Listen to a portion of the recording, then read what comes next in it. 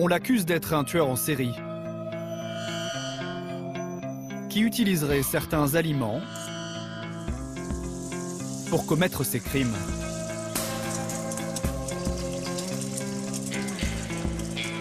Il laisse une foule d'indices sur nos analyses de sang.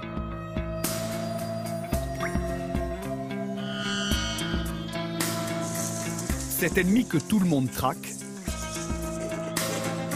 c'est le cholestérol. Et pour beaucoup, sa culpabilité ne fait aucun doute.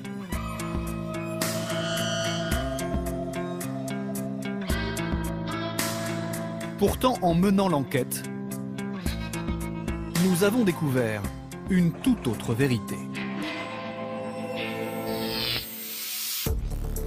Aujourd'hui, des scientifiques affirment que le cholestérol n'est pas si dangereux pour la santé. Il ne bouge pas les artères, ou du moins, ce n'est pas aussi simple. C'est une caricature. Évidemment, le cholestérol n'est pas un ennemi. Le cholestérol, c'est un élément absolument indispensable à la vie. C'est le principal constituant des membranes cellulaires, de toutes les cellules qui nous composent. Il serait même inutile de contrôler notre taux de cholestérol, comme si notre vie en dépendait. On a réussi à imposer ce truc complètement délirant que, au lieu de traiter des patients, on traite des chiffres. Des médecins accusent les industriels de surfer sur la peur du cholestérol pour vendre leurs produits. Là, on a un niveau de preuve qui est nul. Et il est plutôt déconseillé de consommer ces produits-là. Grâce aux médicaments anti-cholestérol, les statines, les laboratoires pharmaceutiques ont fait d'immenses profits. On a dit que les statines étaient tellement bonnes que certains ont même pensé à en mettre dans l'eau du robinet.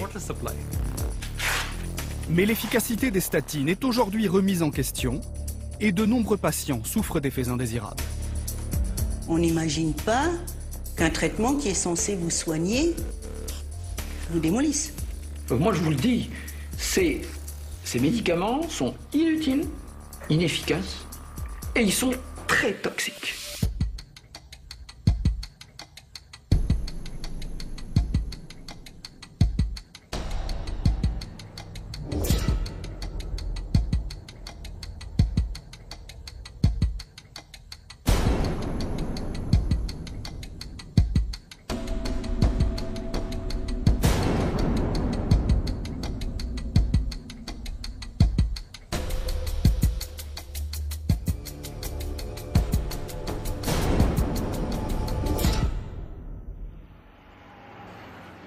Il existe en France de vrais malades du cholestérol. Et le plus souvent, cela ne se voit pas. Grégory a 33 ans, jeune, sportif. Pourtant, c'est bien pour son cholestérol qu'il se rend régulièrement dans ce grand hôpital parisien. Bonjour. Bonjour. Bonjour. Grégory a un taux de cholestérol dans son sang qui n'a rien à voir avec le reste de la population. Cela ne dépend pas de son alimentation. C'est une maladie génétique décelée quand il avait 11 ans, à l'occasion d'une prise de sang. Est-ce que ça te fait mal? Non. La prise de sang a révélé un taux de cholestérol de 7,35 g. Donc, crise de panique, alerte générale, comme on dit. C'est énorme, sachant que chez l'adulte, déjà, c'est à 2,5 g, on est censé faire un régime et voire une prise de médicaments. Donc 7,35 g, c'est très très important, oui.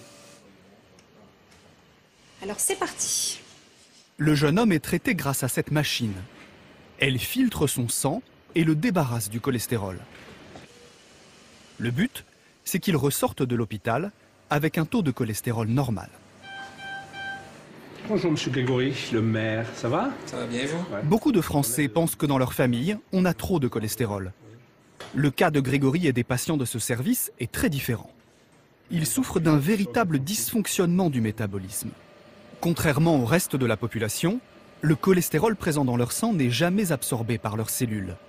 Dès leur naissance, il s'accumule ainsi dans les artères. Sans traitement, l'infarctus menace dès la fin de l'adolescence. Il faut savoir que cette maladie, dans le temps, quand il n'y avait pas tous ces traitements, les jeunes ne dépassaient pas la moyenne d'âge de 20 ans. Voilà. Il décédait avant 20 ans d'une mort subite en général. Les dépôts de cholestérol se font au niveau juste au début de la racine de l'aorte, de sorte qu'ils font des morts subites, quand ils ne sont pas diagnostiqués. Cette maladie rare s'appelle l'hypercholestérolémie familiale. Elle touche quelques dizaines de milliers de personnes en France. Seuls les cas les plus graves sont traités à l'hôpital. Séance terminée pour Grégory. Il devra revenir dans 15 jours. Ça s'est bien passé, Grégory? Bien passé, oui. Ça a été, comme d'habitude. C'est la routine un petit peu? Une bonne séance, oui, c'est la routine. Donc maintenant, on va aller rejoindre tout le monde. On va aller manger, j'ai faim. Et puis on va aller voir sa petite famille. Allez, en 15 jours. Ouais. Toi aussi, bon courage. Oui, toi aussi. Les filles, salut, prochaine. Ciao, ciao. À cause d'un gène défectueux, le cholestérol est pour Grégory un ennemi mortel. Et le problème, c'est qu'il a transmis ce gène à ses enfants. Il retrouve sa famille dans le nord, à la frontière franco-belge. Bonjour, papa. Même si leur mère ne souffre pas de la même maladie, Victor, 7 ans, et Suzy, 3 ans et demi, ont eux aussi des taux de cholestérol bien au-dessus de la moyenne. Il y a d'abord le cholestérol total. Et il y a surtout le LDL cholestérol, ce qu'on a coutume d'appeler le mauvais cholestérol. C'est celui-ci qui est le plus surveillé par les médecins.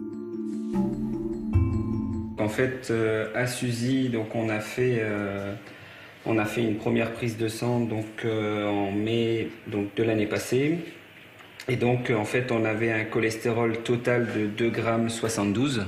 Donc, sachant que c'est 2,5 g chez un adulte au maxi. Avec un LDL de 2,24, alors qu'ils préconisent un LDL inférieur à 1,60. Donc en fait, ils ont déjà du cholestérol en fait. Victor, tu vas aussi venir manger tes raisins? Tu peux arrêter la tablette s'il te plaît? Et il fait quoi? Pour les 2 enfants, pas besoin de faire des séjours à l'hôpital. Mais toute leur vie, ils devront se surveiller. Les médecins disent clairement de faire attention à la nourriture et après plus tard il faudra les préconiser surtout de pas fumer parce que pas fumer et de l'alcool au minimum, enfin ils pourront faire la fête mais voilà pas tous les jours et faire attention de pas manger gras tous les jours aussi oui. Ils auront une contrainte alimentaire à suivre tout le long de leur vie. Ajouter à des médicaments. Ajouter sûrement à des médicaments oui. Dans cette famille, les enfants devront prendre des médicaments, sans doute dès l'âge de 8 ou 10 ans, car il faudra à tout prix faire baisser leur taux de cholestérol. Pour les personnes atteintes de cette maladie génétique, c'est une certitude. Le cholestérol est bien coupable. Beaucoup de Français pensent aussi avoir trop de cholestérol. Pourtant, pour la plupart d'entre nous, il n'est pas l'ennemi que l'on imagine.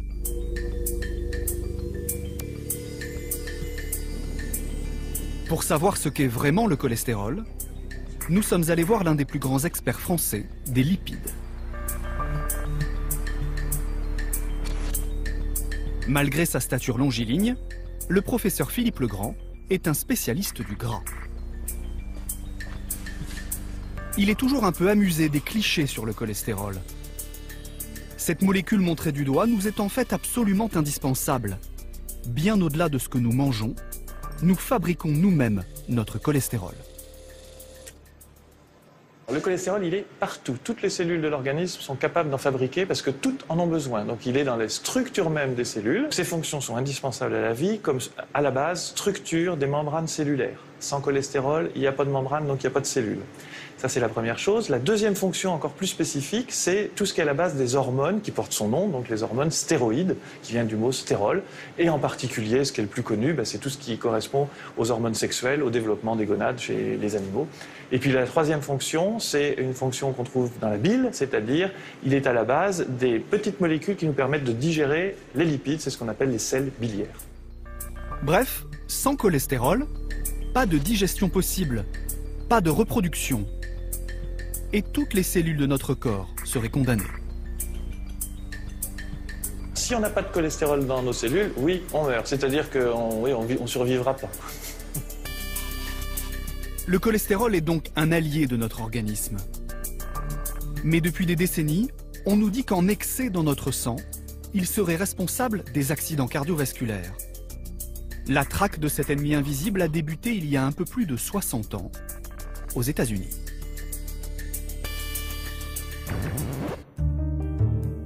Dans l'après-guerre, les hommes américains sont terrassés par un fléau, devenu dans le pays la première cause de mortalité. Les accidents cardiovasculaires. L'Amérique cherche un coupable. L'enquête est confiée à Ancel Keys, l'un des plus célèbres scientifiques de l'époque. Of 10 men, we can expect 5 to get it. But we can't say who, or when, or why. La mortalité par infarctus est la première cause de décès aux États-Unis. C'est 1 décès sur 2, et ce sont des hommes, souvent jeunes, moins de 50 ans. Et Ancel Keys pense que le cholestérol est le grand coupable. Pour confirmer ce qui n'est alors qu'une intuition, Ancel Keys fait passer des tests à des milliers de patients afin d'étudier leur risque cardiovasculaire. L'étude qui, selon ses promoteurs, démontre la culpabilité du cholestérol s'appelle l'étude des 7 pays. Ancel Keys recueille des données sur différents groupes de population à travers le monde avec l'aide d'une équipe de scientifiques internationaux.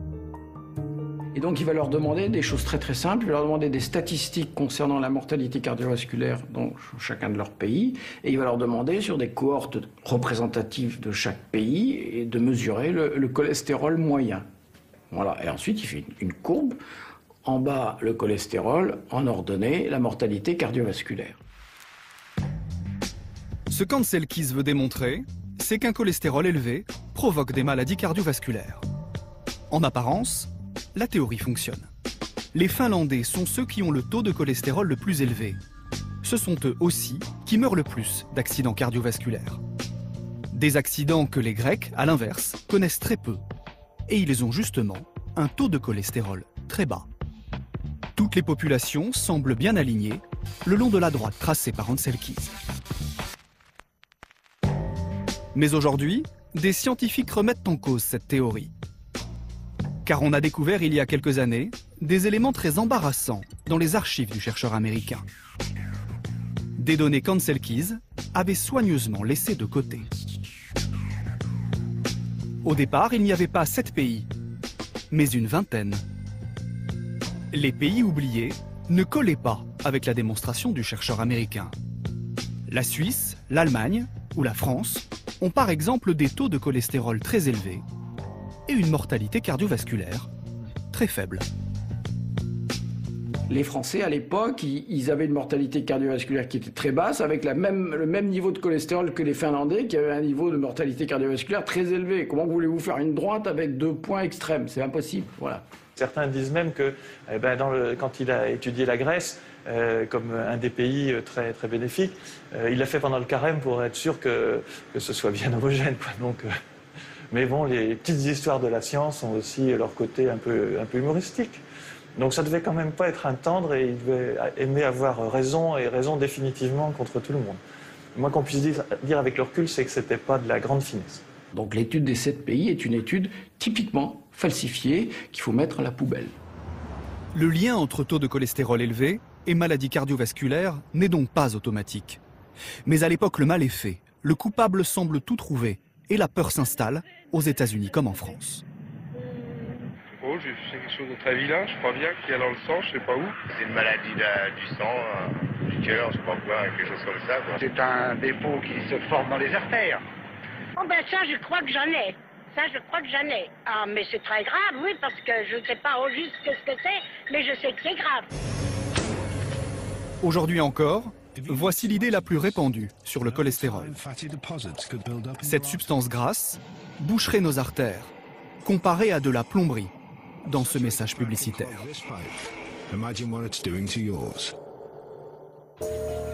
Mais cette image choc correspond-elle à la réalité que les médecins observent sur le terrain? Le centre Marie-Lannelongue, en région parisienne, est l'un des services de chirurgie cardiovasculaire les plus réputés en France. Tous les jours, le docteur Sarah Hamdi a un œil sur nos artères. Elle opère lorsque les artères menacent de se boucher et de provoquer un accident cardiovasculaire. Monsieur, vous allez respirer tranquillement de l'oxygène, voilà, et on va vous endormir. Voilà, très bien. Ce patient doit absolument être opéré. L'état de sa jambe révèle un problème aigu de circulation sanguine. Super. Tiens bien. Si on ne l'opérait pas, ce patient risque en fait d'infecter ses plaies au niveau de son membre inférieur à gauche. Donc elles ne vont pas cicatriser, il va s'infecter, ça va être une gangrène. Et donc ça risque malheureusement, quand c'est comme ça, de se terminer par une amputation au niveau de son membre inférieur. Le cas est grave. Ce qui menace cet homme, ce sont des plaques d'athérome. Elles se forment sur la paroi interne des artères qui s'épaississent et empêchent la bonne circulation du sang. Quand on descend notre doigt et qu'on palpe la fémorale superficielle ici, on sent des plaques athéromateuses. Voilà. Elle est complètement dure. Ça, dans le langage un petit peu de vulgarisation médicale, on dit qu'on a une artère qui est comme un tuyau de plomb. Un premier morceau de plaque d'athérome est enlevé, de la taille d'un haricot. Puis un second, de la taille d'une grosse crevette, d'au moins 4 ou 5 cm. Ces dépôts, ce sont les ennemis de nos artères. Mais ces plaques à l'aspect peu ragoûtant ne sont constituées que d'une toute petite partie de cholestérol. Je pense que ça a été à un moment donné un petit peu vulgarisé de cette façon-là. On a expliqué aux gens aussi que voilà, ils avaient du cholestérol, ils développaient des plaques d'athérome en conséquence. On s'est rendu compte avec les études, etc., qui ont été menées, que c'est un peu plus complexe que ça. Il y a une partie de ces plaques qui est constituée de cholestérol, mais c'est aussi du calcaire, c'est fibrocalcique. Pour l'essentiel donc, des tissus fibreux et du calcaire, accumulés dans l'artère suite à une cascade de réactions inflammatoires. Chez ce patient, le cholestérol n'est donc pas le seul responsable. Tabac, sédentarité, hypertension, diabète, la liste des suspects est longue.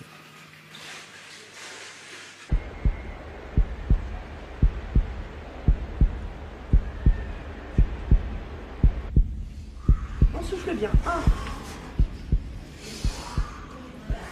1, 2. Tous ces hommes ont survécu ces dernières semaines à un accident cardiovasculaire. Le but de ce service de réadaptation cardiaque est de leur éviter une récidive. 6. Richard, 65 ans, est l'un de ces rescapés. 8. Il y a 3 semaines, en pleine nuit, il est assailli par de violentes douleurs. Le dos, le bras, puis le cou. Il appelle le 15. La douleur était telle que je me suis dit, tu fais un truc cardiaque, c'est grave. Et j'avais vraiment l'impression que j'allais y passer. On revoit des choses qui vous ont marqué, qui passent dans votre tête. Et c'est très impressionnant. La vie qui défile. Oui, la vie qui défile. Richard est emmené aux urgences, où les médecins opèrent une artère et lui sauvent la vie. La dernière fois, vous avez fait 70 watts. Vous avez trouvé ça difficile ou... Jouable. Jouable. L'objectif du centre de réadaptation cardiaque, c'est notamment de donner aux patients comme Richard le goût d'un exercice physique plus régulier, sans mettre leur cœur encore fragile à trop rude épreuve. Il faut qu'ils nous disent que c'est un petit peu dur en fait. Voilà, faut pas qu'ils nous disent je suis éreinté, j'en peux plus. Voilà, on n'est pas. Il faut que ce soit un peu difficile. Là, je pense qu'on est bien. On est bien. Voilà, mais plus ce serait trop. Non, c'est bien. C'est bien. Vélo, mais aussi marche rapide ou natation. 30 minutes d'exercice physique par jour suffisent pour protéger notre système cardiovasculaire. Merci. Au revoir. C'est moi. À demain. Ouais. Bonne journée. Pourquoi Richard a-t-il fait un infarctus? Est-ce la faute du cholestérol? Question cholestérol, j'avais mon dernier taux, je parle de mémoire, c'était je crois 2,70 g, avec il y a le bon et le mauvais, j'avais un rapport qui était limite, mais le cardiologue m'avait pas dit, il y a un an et demi, il faut traiter ton cholestérol. Il n'était pas particulièrement élevé? Non, il m'avait même pas dit, fais attention, mange pas de ci, mange pas de ça. Non. Le taux de cholestérol de Richard était tout de même un peu au-dessus des normes. Mais il ne peut expliquer à lui seul son accident. Richard souffrait d'hypertension artérielle. Plus que le cholestérol, c'est son stress qui est désigné comme la principale explication de l'accident. Donc aujourd'hui, on va commencer pour le coup à réfléchir ensemble à ce qu'est le stress. Si je vous demandais une définition du stress, qu'est-ce que ce serait pour vous? Et là, je vais lister les choses du coup. L'atelier gestion du stress doit aider les patients à identifier les situations qui mettent à mal leur système cardiovasculaire. Est-ce qu'il y a d'autres choses qui pourraient rentrer dans une définition du stress? Les situations stressantes, est-ce que c'est les embouteillages? Est-ce que c'est quand on me demande quelque chose à la dernière minute au travail? Est-ce que c'est ma vie quotidienne avec les enfants? Voilà, repérez les choses assez finement et regardez-vous, écoutez-vous. Qu'est-ce qui est en train de se passer dans mon corps? La mauvaise humeur. Oui, la Moi, mauvaise c'est comme humeur. ça que je repère que je suis stressé. En tout Très cas. bien.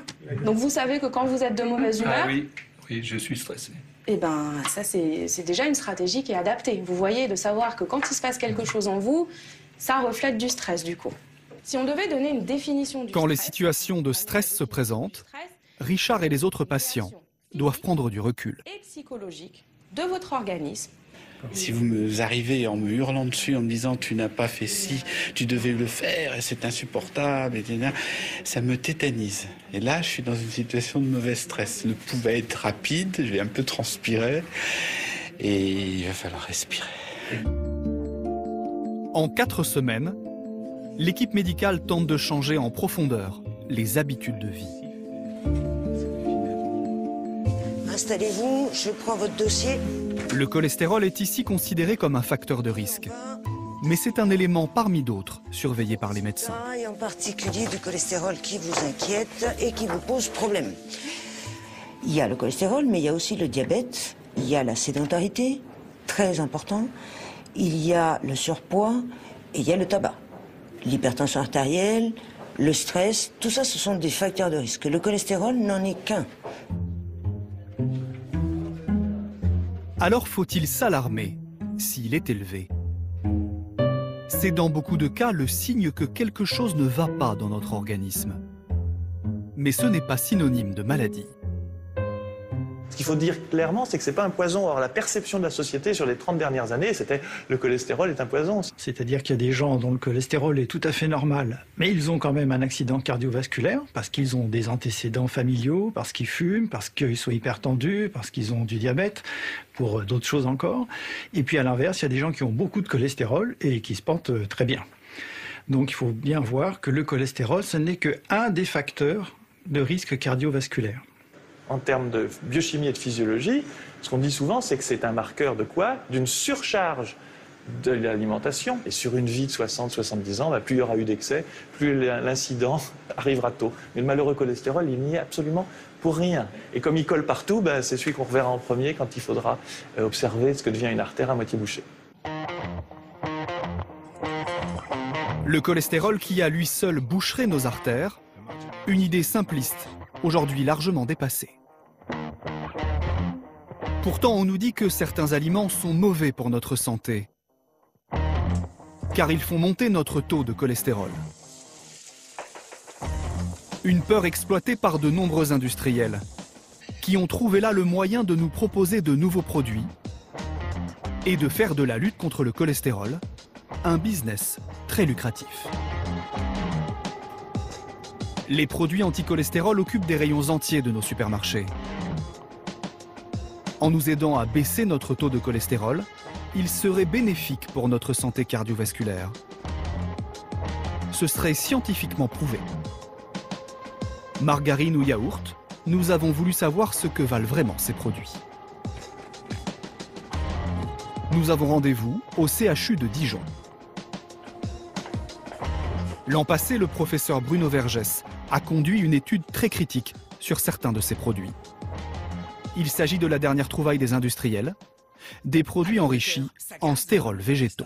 Le cholestérol n'arrête pas de m'embêter. Calmez-vous, les gars. Je suis un stérol, votre nouvel allié. Un stérol? C'est quoi? Un principe actif naturellement présent dans les végétaux et concentré dans le cholestérol. Les stérols végétaux, concentrés en très forte quantité dans cette margarine, sont chargés d'éliminer le cholestérol.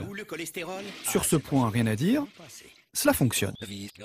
Des stérols pour réduire le cholestérol. Il est clairement indiqué dans ces produits que les margarines riches en phytostérols vont réduire le taux de LDL cholestérol, et ça c'est prouvé. Alors, le chiffre que l'on retrouve dans les études, c'est 10% environ. Ça c'est vrai? Et ça c'est vrai, c'est vérifié dans de très nombreuses études, dans différentes classes de population, dans les deux sexes et dans toutes les tranches d'âge de la population. Donc ça c'est une certitude. Puisqu'ils font baisser notre taux de cholestérol, on pourrait penser que ces produits vont nous faire du bien. Mais à aucun moment sur les emballages, il n'est fait mention d'un quelconque bénéfice sur notre santé cardiovasculaire. Et pour cause, il n'y en a pas. Je pense qu'il serait peut-être souhaitable que soit clairement indiqué sur ces produits qu'ils n'ont pas fait la preuve de leur efficacité pour réduire le risque de survenue d'événements cardiovasculaires. Et s'il y avait une preuve qu'il y avait un effet sur le risque cardiovasculaire, j'imagine qu'ils le mettraient sur les paquets. Ils le mettraient en rouge et en gros, c'est sûr. Mais ce n'est pas tout. Dans un rapport publié l'an passé pour le compte de l'ANSES, l'Agence nationale de sécurité sanitaire de l'alimentation, le professeur Vergès et une trentaine d'autres scientifiques pointent aussi du doigt la dangerosité potentielle de ces produits. Non seulement ils ne diminuent pas le risque cardiovasculaire, mais ils pourraient même l'augmenter. Les études épidémiologiques faites depuis maintenant une vingtaine d'années nous montrent que plus le taux de phytostérol est augmenté dans le sang, plus le risque cardiovasculaire est augmenté. Donc on ne sait pas si, à moyen et long terme, la consommation de ces produits-là ne va pas entraîner un risque cardiovasculaire lié à cette augmentation du phytostérol. Devant l'absence d'études, devant le risque potentiel lié à l'augmentation des phytostérols plasmatiques, lorsque l'on consomme des produits riches en phytostérol, l'Agence nationale de sécurité alimentaire, l'ANSES, recommande une certaine prudence. Et il est déconseillé de consommer ces produits-là pour réduire le risque cardiovasculaire. Et de la même façon, aucune des marques incriminées dans ce rapport n'a souhaité répondre à nos questions. Pour lutter contre notre cholestérol, les industriels nous incitent donc à consommer des produits dont l'efficacité sur notre santé cardiovasculaire n'est pas démontrée. Pour combattre le cholestérol, des millions de Français prennent aussi des médicaments. Des médicaments dont on nous dit qu'en faisant chuter de manière drastique notre taux de cholestérol, ils vont protéger nos artères et donc nous éviter des accidents parfois mortels. Ces médicaments s'appellent les statines. C'est un immense enjeu commercial pour l'industrie pharmaceutique. 20 milliards d'euros, rien de moins que le premier marché mondial du médicament.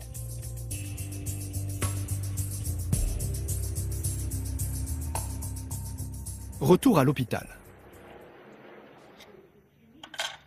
Ici, après un accident cardiaque, ces fameuses statines font toujours partie du traitement. Pour les médecins du service, baisser le cholestérol de ces patients est indispensable. Donc le Taor pour le cholestérol. C'est un vrai cocktail. Ah bah oui. Les statines ont d'abord été conçues pour ces patients à très haut risque cardiovasculaire. Louis n'y échappera pas non plus. Il a commencé à en prendre dès le début de ses problèmes cardiaques. Ce médicament-là, vous savez pour combien de temps vous allez devoir le prendre? Oh, celui-là, ça fait au moins 7-8 ans et je pense que je l'aurai à vie. Pour éviter un nouvel accident, tous les patients du service prennent une statine. Richard aussi, depuis qu'il a eu son infarctus. En à peine quelques semaines, son taux de cholestérol a déjà diminué de moitié. Je dois tourner autour de 2,70 ou dans ces eaux-là. Et là, ils m'ont fait des examens et je pense que ça a dû baisser à 1,40. Donc ça marche bien. D'accord. Un médicament qui, en abaissant le taux de cholestérol, empêcherait les maladies cardiovasculaires. La découverte de cette pilule miracle a résonné il y a une vingtaine d'années comme un coup de tonnerre. L'essor des statines commence en 1994, aux États-Unis. Lors d'un prestigieux congrès de cardiologie, devant des médecins venus du monde entier, le laboratoire américain Merck présente les résultats d'une étude clinique qui va servir de rampe de lancement au marché des statines. En s'attaquant au cholestérol de malades victimes d'infarctus, le laboratoire affirme qu'il arrive à faire chuter de 30% le risque de mourir d'une nouvelle attaque cardiaque. Le cardiologue Michel Delorgeril, l'un des plus farouches opposants aux statines, était présent lors de ce congrès. À l'époque, le médicament est présenté comme un antidote aux maladies cardiovasculaires. Ce jour-là, ce qui s'est passé dans cette salle, c'est quelque chose de complètement hystérique. Je ne pouvais pas imaginer que des adultes, dans un congrès de cardiologie, puissent s'embrasser littéralement, ce standing ovation, comme on dit, parce qu'on annonçait qu'un médicament avait réduit de 30% la mortalité cardiovasculaire. L'annonce est une révolution pour la cardiologie. C'est aussi un coup gagnant pour le laboratoire. Et là, j'ai compris ce jour-là, en m'adressant à mes voisins, et pourquoi vous avez... Ils avaient tous été convoyés jusqu'à la salle de meeting, ils étaient des milliers, par l'industriel. En général, aux États-Unis, quand on déplace un cardiologue, on ne l'envoie pas dans le 2 étoiles du coin. Hein, c'est première classe et 5 étoiles. Et donc, ils étaient là pour applaudir. Merck met toutes les chances de son côté, car le laboratoire a conscience que son nouveau médicament anti-cholestérol a un immense potentiel commercial. À cette époque, toutes les plus grandes firmes pharmaceutiques de la planète investissent aussi dans les statines. Imaginez que vous soyez un développeur de médicaments. Votre rêve, c'est un médicament qui serait positionné dans une maladie fréquente, avec un traitement long et si possible à vie, et cerise sur le gâteau, cher. Donc là, évidemment, c'est génial. C'est la poule aux œufs d'or, hein, je veux dire, pour un industriel, il faut être sur ce marché. En coulisses, les industriels se livrent donc une guerre sans merci. Jean-Marie Duc est visiteur médical. Ce délégué CGT du groupe Merck a été chargé de promouvoir les statines auprès des médecins. Les laboratoires mettent alors des moyens considérables au service de cette classe de médicaments. Un bataillon de visiteurs médicaux se relaie chez les médecins pour prêcher la bonne parole. Quand on est 6, 7, 8, même que 4 ou 5 par secteur, sur une cible restreinte de médecins, ils sont vus tous les 15 jours. Tous les 15 jours, bien évidemment, il n'y a pas d'éléments nouveaux sur le bon usage du médicament à apporter. Donc tous les 15 jours, ce n'est que de la pression de prescription, ce qu'on appelle la prescription au passage. C'est-à-dire la prescription au passage, c'est quoi ? C'est-à-dire le médecin nous voit, il se rappelle du médicament, il en prescrit. Cela fonctionne, les médecins prescrivent, convaincus des vertus de ce nouveau médicament. Mais pour arriver à développer leur marché, les firmes vont aussi tenter d'élargir leur cible en profitant à plein de la peur du cholestérol. En cardiologie, il y a d'abord ce qu'on appelle la prévention secondaire. Ce sont les personnes ayant déjà fait un accident cardiovasculaire et chez qui il faut absolument éviter un nouvel accident. Chaque année, 120 000 personnes en France font des infarctus. La prévention primaire, elle, concerne les personnes qui n'ont jamais connu d'accident cardiovasculaire. Ces personnes ne sont donc pas malades, mais on estime qu'elles ont des facteurs de risque. Par exemple, un taux de cholestérol trop élevé. Une cible de plusieurs millions de personnes. Les firmes ont fait d'autres études pour donner à croire que ce qui avait été observé dans certains essais chez certains patients à très haut risque cardiovasculaire, ça allait être vrai pour beaucoup plus de gens, et en particulier en prévention primaire, c'est-à-dire chez des gens qui ne se plaignent de rien. Parce que là, évidemment, il y a beaucoup plus de gens qui ne se plaignent de rien que de gens qui ont déjà eu un accident cardiaque. Donc, si on fait croire aux médecins que oui, c'est bien utile de donner ce médicament chez ces gens-là, eh ben, c'est un super marché pendant très longtemps. C'est formidable. Du point de vue pharmacie, c'est formidable. Bruno Toussaint dirige la revue Prescrire, la seule revue médicale totalement indépendante des laboratoires. Toutes les statines parviennent à faire baisser le taux de cholestérol. Mais en prévention primaire, quasiment aucune étude n'a démontré un quelconque bénéfice sur le risque cardiovasculaire des patients. on voit bien que chez les personnes qui ont déjà eu un infarctus, faire baisser le cholestérol par certains médicaments bien précis apporte un certain bénéfice tangible, pas énorme, mais réel, en termes de nouvel accident cardiaque et même de mortalité totale. Bon.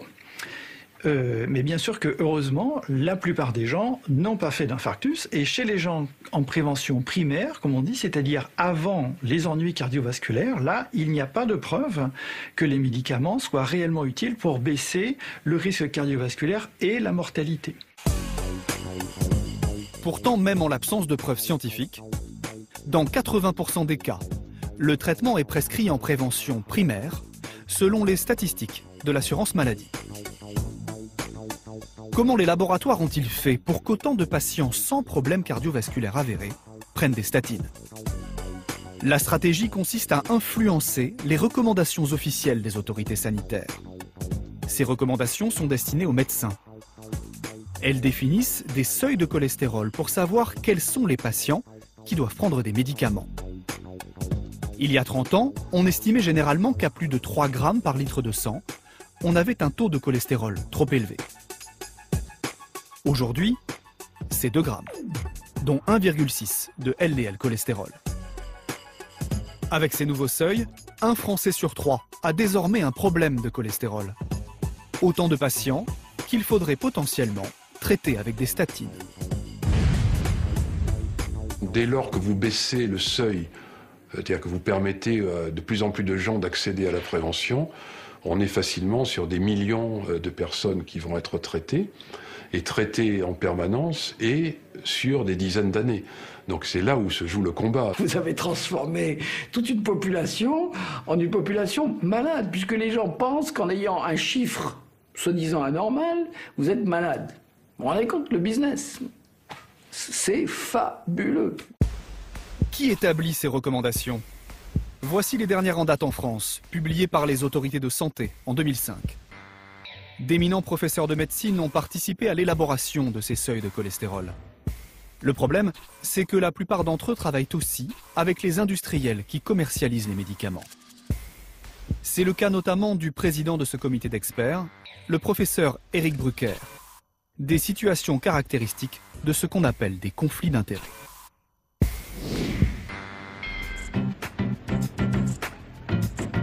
Amsterdam. C'est ici que nous avons choisi de rencontrer le professeur Brucker, l'un des plus grands spécialistes français du cholestérol. En ce week-end ensoleillé, s'y tient un important congrès de cardiologie. Tous les spécialistes européens des maladies cardiovasculaires ont été conviés. Tout ici ou presque est financé par l'industrie pharmaceutique. Chaque laboratoire a son stand pour présenter ses produits aux professionnels de santé. C'est l'occasion aussi de créer des liens avec les médecins pour les convaincre de l'intérêt de nouveaux médicaments. Le professeur Brucker est un habitué de ces congrès et comme c'est un spécialiste reconnu par ses pairs, il y donne même régulièrement des conférences. Cette fois, c'est pour un laboratoire américain qui travaille sur de nouveaux traitements anti-cholestérol.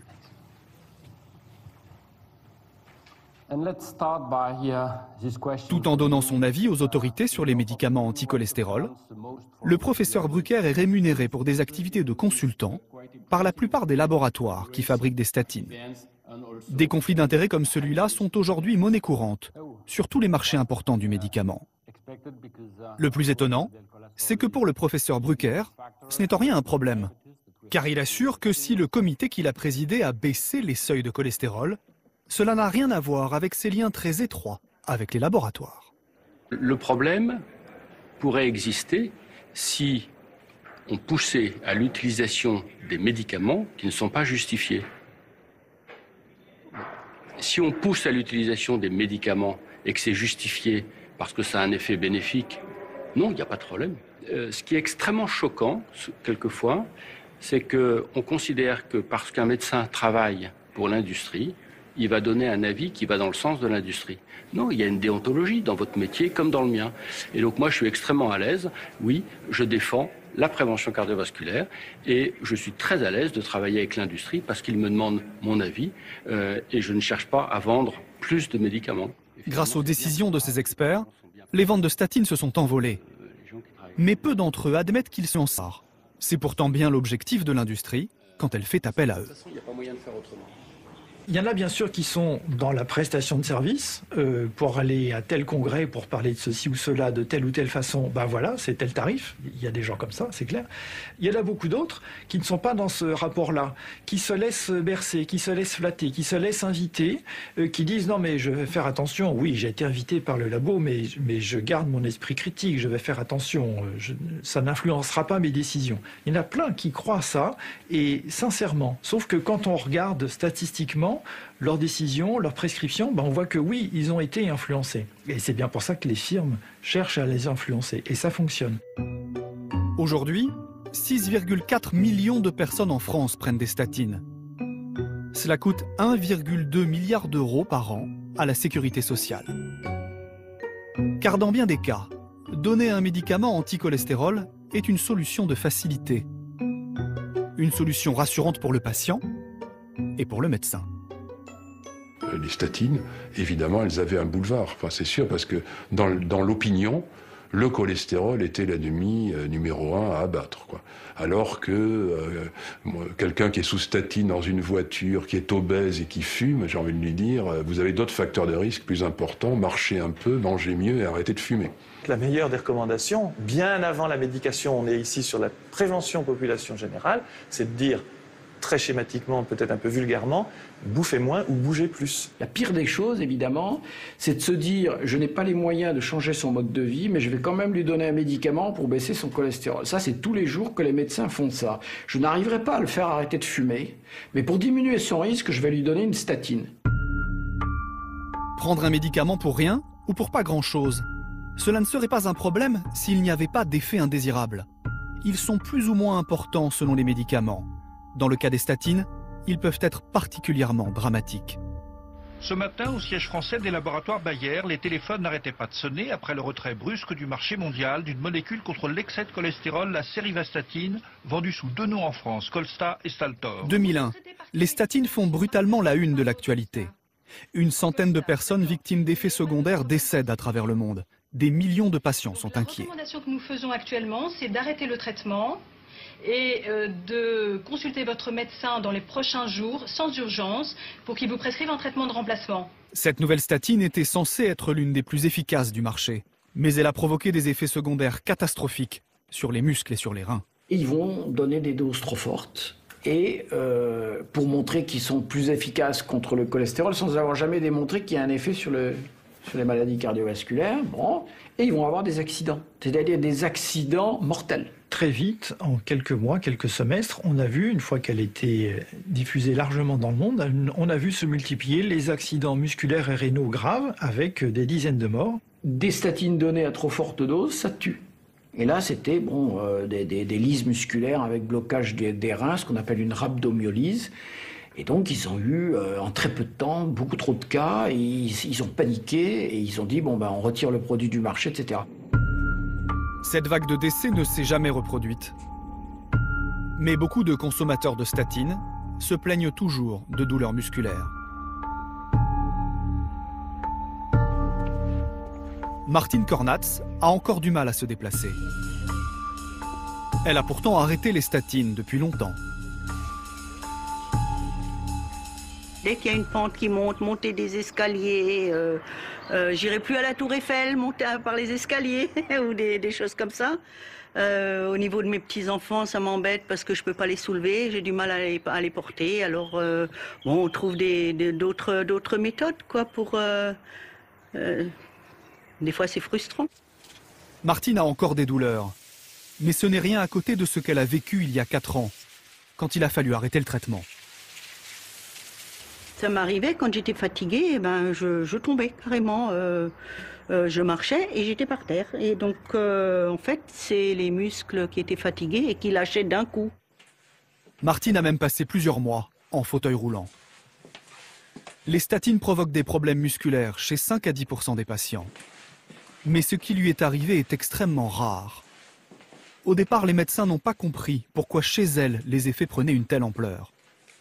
Après des mois de fausses pistes, le verdict est tombé. La conclusion, c'est que c'est une myopathie nécrosante auto-immune liée à la prise de statine. Il y a quelques mois, la myopathie nécrosante, une destruction progressive des muscles, a officiellement été recensée comme un effet indésirable des statines. Les autorités de santé invitent même les médecins à y être attentifs. On n'imagine pas qu'un traitement qui est censé vous soigner vous démolisse. Il n'y a en France que quelques dizaines de cas comme celui de Martine. Mais il faut dire que chez elle, la maladie n'est apparue qu'après 10 ans de traitement par statine. Aujourd'hui, à l'hôpital, on cherche le meilleur traitement pour aider Martine à vivre avec sa maladie. Car si elle est apparue très tardivement, les médecins sont formels. Elle ne la quittera jamais complètement. Ben là, aujourd'hui, bien. Donc on va essayer de se sortir de ce mauvais pas. Mais ça n'a jamais démarré. Parce que vous êtes quand même venu en chaise roulante au départ. Ah oui, non, mais j'ai pas dit... Et maintenant, vous pouvez courir grâce au traitement. Presque.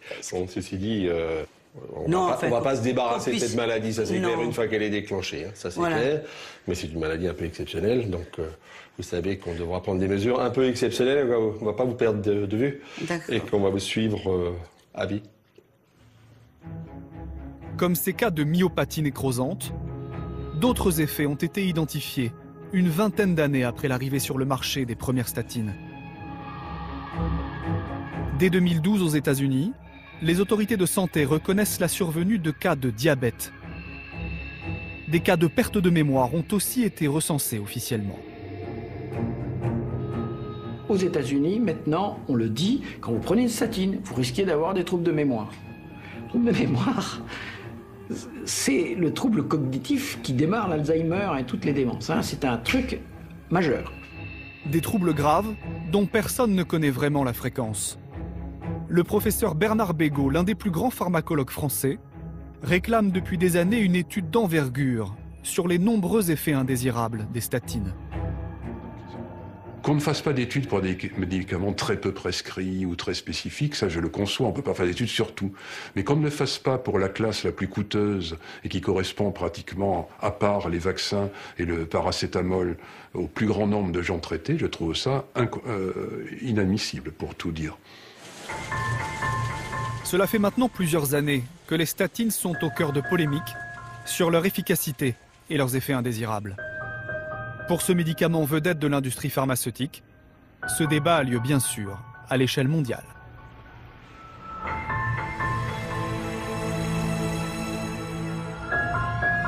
À Londres, derrière les murs de la British Medical Association, une vénérable institution de la médecine britannique qui regroupe les 150 000 médecins du pays, un homme a pris la parole pour s'engager personnellement contre les statines.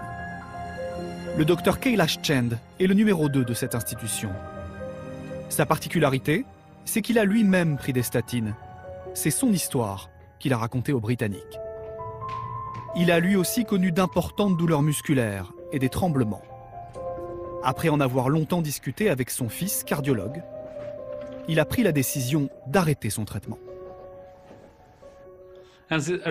Son conseil était « Tu n'as pas de facteur de risque. Pourquoi tu n'arrêtes pas les statines ?» J'ai suivi son conseil et j'ai arrêté mes traitements. Et je vous le dis, en 2-3 semaines, mes douleurs ont commencé à disparaître. Mes tremblements ont presque disparu et je suis devenu un nouvel homme.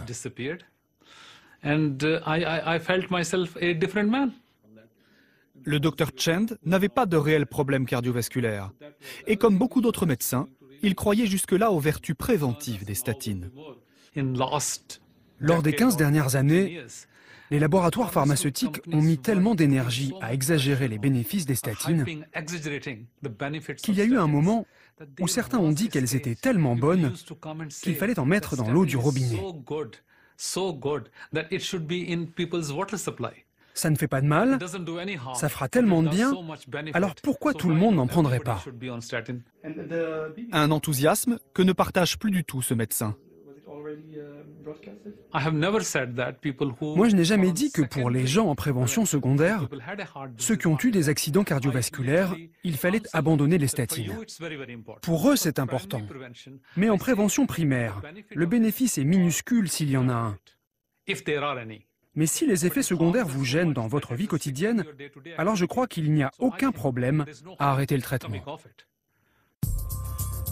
En Grande-Bretagne, le combat du Dr Chen n'est pas fini. Car là-bas, les autorités sanitaires envisagent d'étendre encore les prescriptions de statines, malgré l'avis de nombreux experts, qui osent désormais critiquer ce médicament vedette des laboratoires pharmaceutiques.